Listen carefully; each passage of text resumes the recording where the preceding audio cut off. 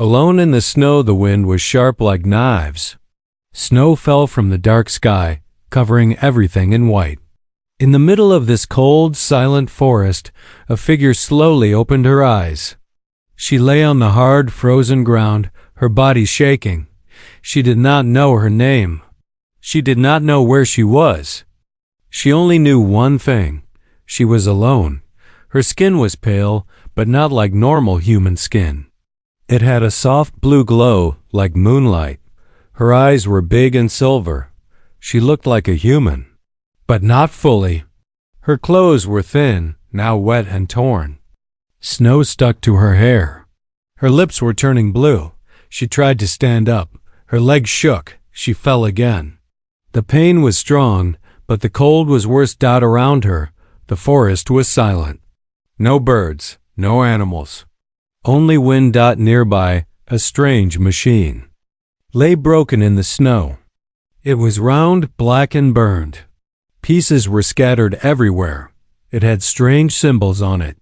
That machine was hers, her ship, but she didn't remember how she got here.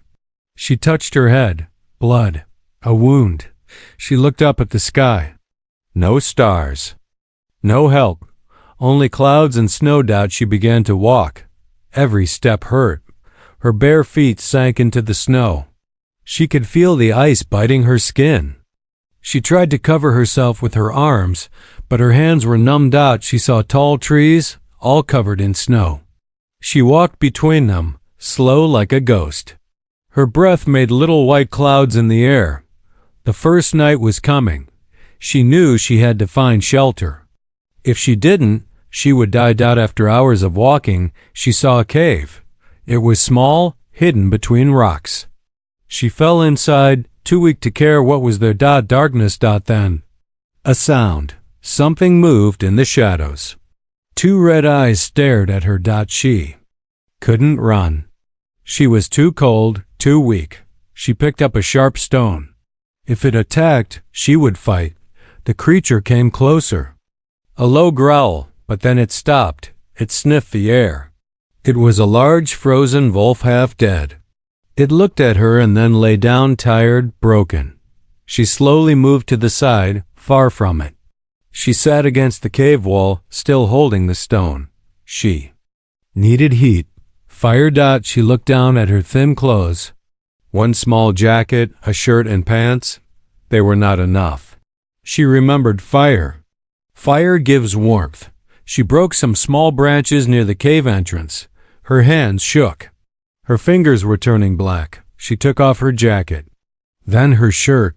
She cried a little as she tore them into pieces. She used the stone and metal from the ship to make a spark. After many tries, a flame. A small, weak flame. But a flame. She fed it more cloth, more wood. Soon, a small fire danced in front of her. She placed her hands close. The warmth made her cry again. The wolf stayed far, watching with tired eyes. That night, she didn't sleep. She listened to the wind outside. It screamed like ghosts. She looked at her hands, bruised, bleeding, shaking. "Who am I?" she whispered. Her voice was soft, scared. She looked at the fire. It was her only friend now. She thought of stars. She thought of metal walls and lights. Maybe she was from space. Maybe she crashed. Maybe someone sent her here to die. Why? She closed her eyes, but her mind stayed awake. The second she closed the fire, she would freeze. So she kept feeding it. Last pieces of cloth, all gone. Now she wore only underclothes. But she was alive. She picked up a stone and wrote something on the cave wall. "Help am I." Morning came. The sky turned gray. Still no sun. She stepped outside. Snow again. Everywhere. She walked to the hill. From there, she could see far away. Nothing but forest and snow. No people. No houses. No roads. She screamed. "Hello? Anyone?" No answer. Only wind. She looked at her arms, red and shaking. She would not survive many nights like this. As she turned to go back to the cave, she saw something in the sky. A small black drone dot. It flew fast, making a low hum sound. She ran. "Hey! I'm here!" she shouted. She waved her arms, fell in the snow, and waved again. The drone turned. For 1 second, it looked at her. Then it flew away. Gone. She dropped to her knees. Tears froze on her face, but the drone had seen her. Someone might be watching. She looked up one last time before crawling back to the cave. She didn't know who was watching, but she hoped someone would come. The second night was not cold. It was colder. She woke up shaking. Her fingers were stiff. Her legs were numb. Her fire was gone. Only black ash and cold stones remained. She had fallen asleep for a moment. That moment almost killed her. Her lips were cracked. Her body felt weak. No strength to cry. No strength to scream. But deep inside her, something was still alive. Something said, "You don't die yet." She pulled herself up. Her skin touched the cold floor of the cave. The Wolf was gone. Where did it go? Then she saw it. Outside the cave, in the snow. Frozen. Still. Dead. It didn't survive the night. She looked at it for a long time. Not because she was scared, because she was thinking, will I be next? She needed fire. She needed heat, but she had nothing left. No clothes to burn. No dry wood. Then she did something strange. She walked to the dead wolf. She touched it slowly. Its fur was hard, frozen, stiff. She pulled the fur off with a sharp rock. Her hands bled. But she didn't stop. Soon she had a rough fur piece. She wrapped it around her shoulders. It smelled bad. It was ugly. But it was warm. For the first time, she felt a little power return. Then she did something worse. She cut the meat. She did not want to. But her body was weak, starving. She built a tiny fire again, using dry roots from inside the cave, and she cooked the meat. The taste made her sick, but she ate it. Anyway. Survival makes monsters out of angels. Night fell again. She sat by the fire, wrapped in dead fur, stomach turning. From the meat. Outside, the wind howled louder than before. And then something answered it. A howl, but not like a wolf. Something deeper, something older. She stood up, her heart racing. Then came another sound. Crack. Crack. Steps. Heavy ones. She picked up the sharp stone again. Her only weapon. The fire shook with the wind, making her shadow dance on the cave walls. She held her breath. Then silence. Nothing came. But something was out there. She knew it. She sat again. She didn't sleep. She couldn't. In the morning, she stepped outside. Her body ached. She looked around. In the snow, she saw something. Footprints. Not hers.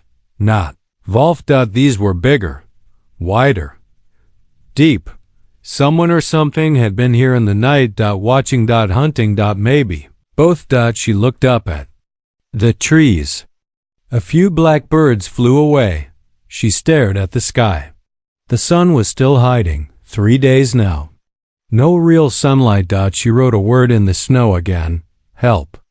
This time, she added another word under it. Please. She spent the day gathering more wood. Her hands were red and raw. But she worked like a machine. If she stopped, the cold would win. Her mind played tricks. She thought she saw people in the trees. She thought she heard voices, but no one was there, only her. Always her. Later that evening, a sound broke the quiet, a distant hum. She ran out again. This time she climbed a small snowy hill, and there it was real. A second drone. It flew slower this time. Lower. She stood tall and waved her arms. She lit a branch on fire and spun it in the air. The drone stopped. She could feel it watching her. Raised her voice and shouted, "I'm here. I'm alive." For a moment, nothing happened. Then the drone blinked. One red light and flew away. But this time, She was not sad. Because now she knew someone was out there.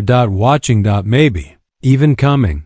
She went back to the cave. Night came once more, and with it, new sounds. Not animals. Not wind. Footsteps. Soft. Careful. Closer. She didn't light a fire this time. She sat in darkness. Breathing slow. The footsteps stopped outside the cave. She held her stone tight. Then, a voice. Low.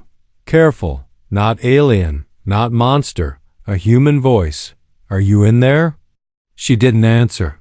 The voice spoke again. I saw your fire. I saw you. I'm not here to hurt you. She stepped forward slowly. The figure outside wore a long coat, a mask, and heavy boots. He pulled off the mask. A man. Maybe 40. His eyes were tired but kind. He saw her pale skin, scared eyes, wolf fur on her back. He didn't run. He didn't shoot. He slowly took off his coat and held it out. Take it, he said. You look like you need it more than I do. She didn't move. Not yet. But something in her eyes changed. Maybe it was hope. Maybe it was fear. But for the first time in 3 nights, she wasn't alone. Before he saw her, he had already decided, never help anyone again. Not after what happened last time. Not after they lied to him. Then burned his home. He sat inside a cold bunker, deep under the forest floor. Metal walls. Old machines. Shelves. Full of old food cans, maps, and dust. He watched the snowy world above through a flickering screen. A black and white feed from his drone. Most days, there was nothing to see. Just snow. Just trees. Just silence. Until he saw movement. At first, he thought it was an animal. But no. Too slow. Too weak. Too human? He leaned closer, and then he saw her. She looked broken, frozen, lost, wrapped in fur, fire in her hands, screaming at the sky. Not fully human, but not fully alien either. Something between. He froze. Memories hit him like thunder. Flashes of his past, his son. Gone. His wife, gone. Taken during the last invasion. Not by monsters, but by something worse. People who looked human, but were not. He swore that day. Never trust strangers. Again. Never open the door. Never forget. But now she was here. Not outside. His town. Not on the news. Outside. His cave. She didn't knock. She didn't beg. She just survived. That made him pause. He watched her for hours. How she made fire. How she tore her own clothes to stay warm. How she fought sleep just to stay alive. He told himself, she's just another threat. She's part of them. She'd kill me if I let her in. But then, she collapsed in the snow, trying to scream at his drone, and something inside him, something cold and locked away, moved. He put on his coat. He picked up his gun, and he walked out. The snow hit his face like small knives. He followed her tracks, deep and wild. She was weak when she walked this way. He saw her cave, saw smoke, heard nothing. Then he spoke. Are you in there? No answer. He waited. I saw your fire. I saw you. I'm not here to hurt you. Still quiet. He took off his coat and held it toward the dark cave. Take it, he said softly. You need it more than I do. Now, back inside his bunker. She sat in a corner, wrapped in his coat, holding a cup of warm soup. She had not spoken yet, only stared. Her eyes were strange. Silver, but tired. Human, maybe. He didn't ask questions, not yet. He let her eat, let her breathe, let her feel safe. Later, as she slept, he sat in front of the old computer. He rewound the drone feed. Again, watched her light the fire, watched her scream, watched her fall. He paused the screen, zoomed into her face. So close now. So real. He whispered to himself, who are you? Suddenly, A red light blinked on the control panel. Alert. He stared. Not from outside, from above. A signal. Encrypted. Hidden. Something or someone was scanning the forest, looking for her. He looked. At her sleeping in the corner, then back at the screen, back at the blinking red light. He didn't know what she was, but now he knew one thing. He was not the only one watching her. She woke up to the smell of firewood and metal oil. For the first time in days, she felt warm, but this wasn't her cave, and this wasn't her fire. Her eyes opened fast. She sat up, alert, scared. Her skin glowed faintly in the dark room, a soft blue pulse. She wasn't outside anymore. She was in a bunker. Metal walls, a soft bed, a warm blanket. Strange human things everywhere, old books, wires, maps, guns. She was safe, or trapped. In the corner of the room, a man sat by a screen, not moving, just watching, quiet. She stared at his back for a long time before speaking. Why? Did you help me? He didn't turn around. I watched you survive 3 nights. That was enough. She waited. Then, you watched me like an animal? Now. He turned. His face was tired, his beard rough, his eyes sharp but not cruel. I watched to see what you are. And what did you see? She asked. He looked at her for a moment, then said quietly, something still human. She didn't answer. She looked down at her hands, burned, bruised, bloody. She didn't feel human anymore. He walked toward her slowly, placed a cup of warm tea near her, and sat across. I need answers, he said. If I let you stay, I need to know what you are and who's coming for you. Her lips shook. Not from cold this time. From memory. They made me, she said. Made you? She nodded. I was part of a project. A test. They wanted humans who could survive deep space. Cold planets, no food, no air. And you? Survived. I wasn't supposed to. I ran. The bunker fell quiet. Only the soft hum of machines filled the silence. She took a sip of the tea. Her hand stopped shaking for the first time. He leaned back. I lost people.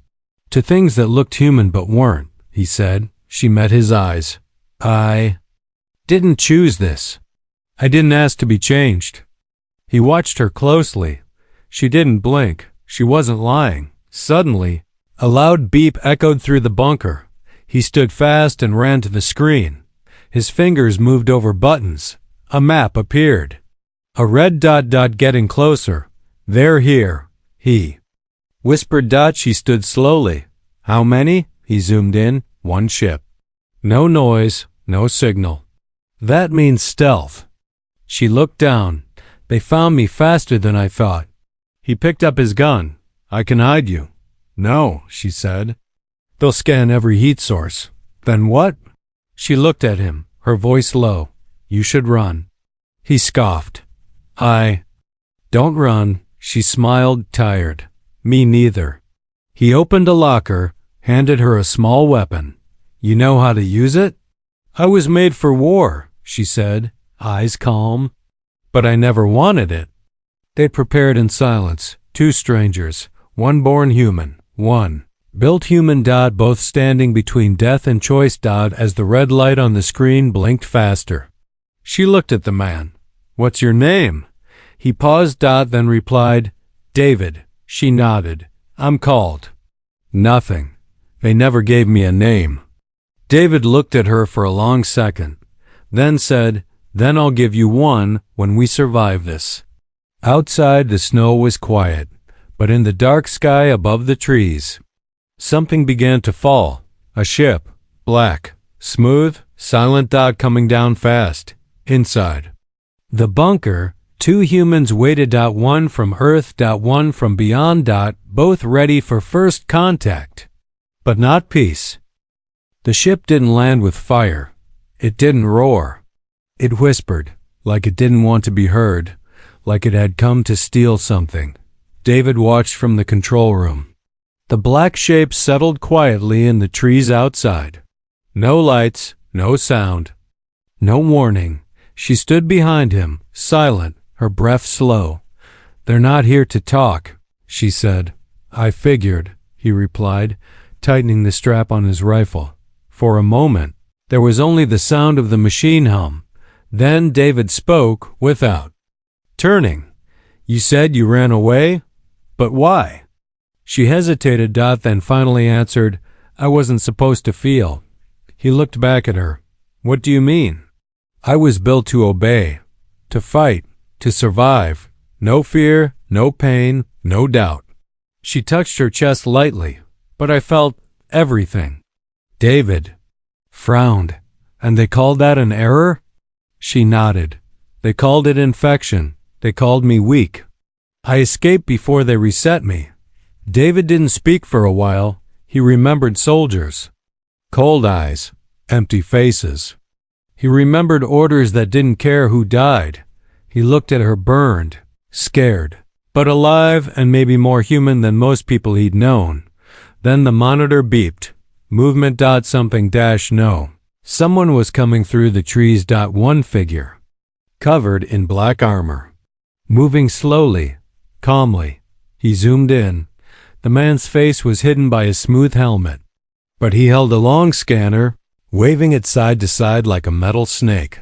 She stepped closer to the screen. "That's a tracker," she whispered. "They won't all come at once. They send one first." "To find you?" David asked. She nodded. "To test how much I've changed." "If I'm still useful," David grabbed his rifle, "then let's give them an answer." Before he walked out, she caught his arm. "You don't have to do this." He turned to her, his eyes firm. "I know. That's why I'm doing it." Outside, the air was still. Snow fell in soft flakes. Each step David took sank deep. He moved like a ghost, silent, careful, focused. The black armored figure was near the broken drone, scanning the ground. David raised his rifle, aimed, then froze.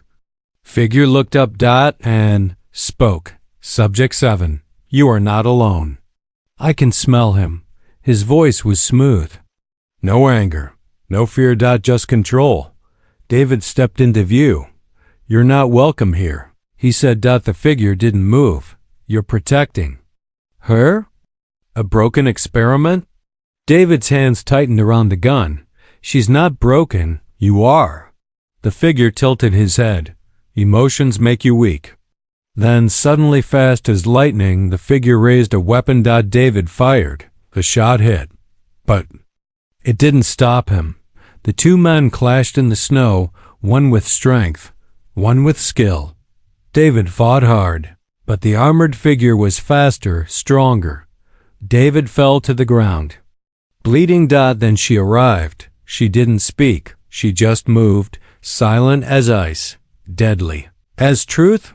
She struck with everything she had: fists, elbows, rage. The tracker fought back, but this time, his scans didn't work because she had changed. She wasn't Subject 7 anymore. She was something new. The tracker fell. Broken. She stood over him, breathing hard. David crawled to her, blood on his face.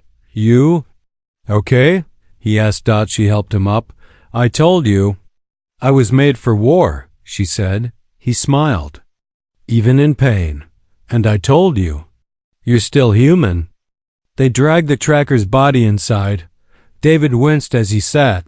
She placed a hand over his wound, her fingers warm now, not cold like before. He looked at her.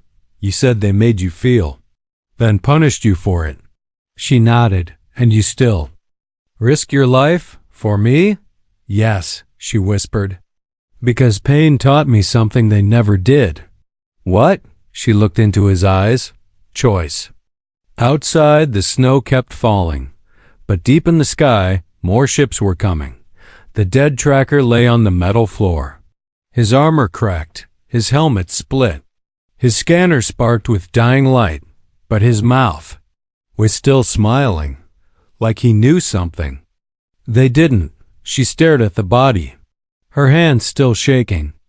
Not from fear, from knowing this was just the beginning. David sat nearby, pressing cloth against the wound on his side. He watched her. "You fought before," he said. She didn't look at him. "I was trained to fight, but not to win. Just to survive." Then the screen blinked again. This time not red, blue, a message. A voice, not loud, not angry, but calm, cold, confident. "Return the subject. No more deaths. No more games. You have 1 hour." David laughed bitterly, kind of polite for monsters. She didn't laugh. She looked at the screen, her voice quiet. "That's not a threat." "That's a test? A test?" She nodded. "They want to see what I'll do? Will I run? Will I surrender? Or will I fight?" David stood up slowly, pain on his face. "What do you want to do?" She didn't answer. Not yet. He walked over to a shelf, pulled out 2 bags, a map, and a box of old keys. "I know tunnels under this bunker. I built escape routes. We can be gone before they land." She turned to him. "If we run, they'll follow." He shrugged. "If we fight, we die. Maybe." She stepped closer. "But maybe they die too." Silence. 2 people. 1 bunker. 1 hour. And a question that weighed more than any weapon. Fight or run? David finally spoke. "I lost my wife and son to something I couldn't fight." He looked at her. "I won't lose myself by running." She placed a hand on his shoulder.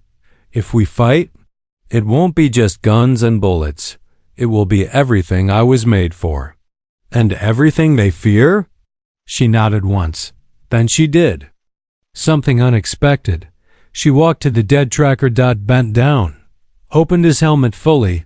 Inside there were wires. Metal bone. Flesh. David stepped back. "Is that a machine?" "No," she whispered. "That's what I was supposed to become." She reached inside and pulled out a data core, blinking blue. She held it up. "This can connect to their ship, confuse their scans, blind them for a short time." "How short?" 5 minutes, maybe less." David smiled. "That's 5 minutes of chaos." She looked at him, eyes hard. "And 5 minutes of war. They set traps, charged weapons, shut down lights, prepared to use every corner of the bunker as a battlefield." She stood in the center, breathing steady, not scared, just ready. David watched her. No longer a stranger. No longer a weapon, but something else entirely. Something new, something human enough to choose death for freedom. A sound shook the sky. This time it wasn't quiet. It was a roar. A ship bigger than before cut through the clouds, like a blade, landing near the forest. Doors began to open. Figures stepped out, black suits, glowing visors. No words, just movement. Inside the bunker, the lights flickered. David looked at her. She looked at the clock and said 1 word. "Now." She inserted the core into his system. The screen's glitched. Red turned white, then black. Outside, the enemy stumbled. Lost. Blind. David grinned. Time to introduce them to Earth. And together, they moved into the darkness. Not as prey, but as fighters. Before the fight began, before the smoke and blood and fire, there was silence. And in that silence, she remembered her first breath. Not in a mother's arms. Not in a home. She was born in a tank, surrounded by glass, wires, and voices that never said her name, only numbers, only orders. Now, standing in the dark with a human man beside her, she was no longer a number. Not a weapon. Not a subject. She was a choice. David crouched beside her, eyes locked on the security feed. The enemy team had spread around the bunker. 3 on the left, 2 behind. More at the front, but their scanners were still blind. The data core she used had bought them 4 minutes. Not long, but long enough to fight. Maybe even win. She looked at David. He was tired, bleeding, but calm. Why are you helping me? She asked. David didn't blink. Because someone once told me, he said, being human isn't about how you're made. It's about what you choose, and she chose to stay. To stand. To fight. The first wave hit hard. Explosions rocked the outer door. Sparks flew. David fired. She moved like lightning, not like a soldier, not like a machine, like something. Free. She didn't fight with hate. She fought with purpose. Every step, every move, every strike. Her body remembered the training they gave her, but her heart did. Something new. It protected. They pushed the enemies back. One by one. But then, the lights died. The power system failed. The ship outside activated something new, a pulse that fried the bunker's energy. All screens went black. David and the girl stood in total silence. Then came the voice. Not from speakers. From everywhere. From inside their minds. You were not meant to feel, it said. You were not meant to live free. Return, and we will repair you. She clenched her fists, stepped into the open, looked toward the source of the sound, a figure standing at the edge of the trees, glowing with a silver core in its chest. It looked almost like her, but colder. Empty. The next version. Version 8. Faster. Smarter. Heartless. David raised his weapon. No, she said.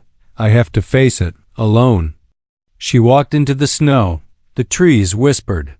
The sky watched. Version 8 waited. You are broken, it said. No, she replied, voice steady. I am human. They charged. The fight was like a storm. Fast, brutal, silent. Steel met bone. Flesh met code. For every hit she took, she gave one back harder. Version 8 didn't scream, didn't bleed, but it cracked. Because she didn't fight like a machine. She fought like someone who had something to lose. And that made her stronger. In the end, she stood over it, breathing hard, cut, bleeding, but standing. Alive. Free. David ran to her. She smiled, her first real smile. The ship in the sky lifted slowly, quiet, and left. No more signals. No more voices. No more control. Later, sitting beside the fire inside the ruined bunker, David handed her a blanket. She looked out the small window.